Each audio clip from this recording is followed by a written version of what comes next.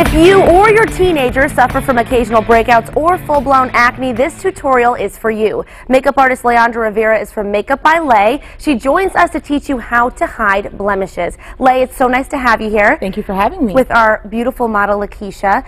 We're talking about blemishes. This can happen to men, women, boys, girls, especially, well, we're talking specifically about teens who have acne-prone skin. Yes, pretty much if you wake up one day, you may have a blemish, a little bit of redness from maybe being in the sun, especially after the summer. You want to usually invest in a couple of different concealers. This here in particular is actually a concealer, corrective concealer palette. So it offers the different colors, and each color kind of has its own job. Okay, so looking at that, I see purple, blue, yellow. I mean, when I think of concealer, I think of skin tone colors. So what is the purpose of having those bright, beautiful colors there? Well, it's all about the blending and mixing of colors. So across from the color wheel, yellow, across from yellow is red. So that would be something to counter redness. Across from the purple, is blues and things like that, so then that can counter purple underneath the eye, darkness underneath the eye. So there's different ways to kind of fix and correct the issue. Okay, so they're specific to certain problems. So we're looking at Lakeisha now, and you have already concealed under one eye. Now, there's concealing blemishes, and then there's concealing like under eye circles or whatever it may be. So what would you use for under the eyes? Well, underneath the eye, it would just be a simple concealer. She does have a bit of darkness, which is more like blues underneath the eyes. So we're going to take a bit of the yellow just to counteract that, and we're going to just dab, and as you can see, this is very, very abrupt. But we're going to tone that down afterwards. This is just a base. Right, so obviously it's not the final result, what you're doing now. No. This is actually the masking process.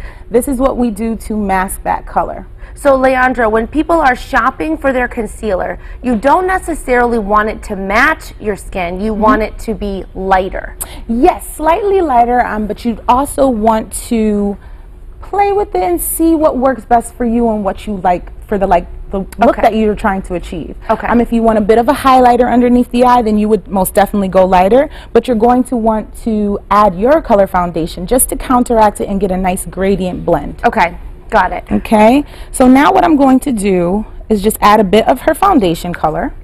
All right, and while you're doing that, when you are looking for a product to cover blemishes specifically, are you buying the same product for blemishes that you would buy for under your eye?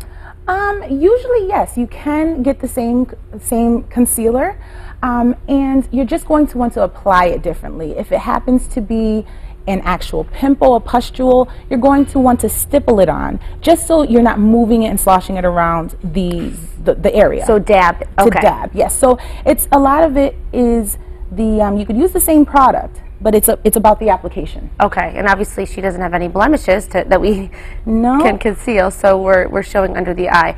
So now you put the foundation, is that what you put over? Yes, I blended it in, and that just kind of tones down that extreme yellow underneath the eye. Okay. So this is also, yellow is nice because it's neutral, and you could also use it as a highlighter. Okay, so then how would you set this? Well, once it's under the eye and it's placed and blended, we just take a bit of this setting powder, and that's just going to lock it in and meld it to the skin. Okay. So, like I mentioned, the application technique does make a difference in how it lasts. So now we're going to take this wedge. Well, we can see in the camera there that one eye is more matte and one is more dewy. Yes. So one already has setting powder on it? Exactly. Okay. Yep, we went through all of the steps. We started with the yellow, then we blended in with her concealer, with her foundation color to mix it in. And now this is being pressed into the skin. So it's really going to allow the skin to absorb it, tone down any shine like you mentioned, and just mattify the skin and make it look a lot more natural. Wow. It's amazing to think that underneath that was that really light yellow color that you blended and covered, and it really brightens up under the eyes. Yep, and you could have fun with it, especially with like the purples and the tones, the different grades of the yellow and purples, you have to kind of play with it with your skin tone to see what works best, because purple can be hard to blend in because it is a brighter color. So you have to really see what works, see how it blends, so you're not able to see that corrective color underneath. Right, so it sounds like a good thing to get is a palette with different colors, especially for different seasons.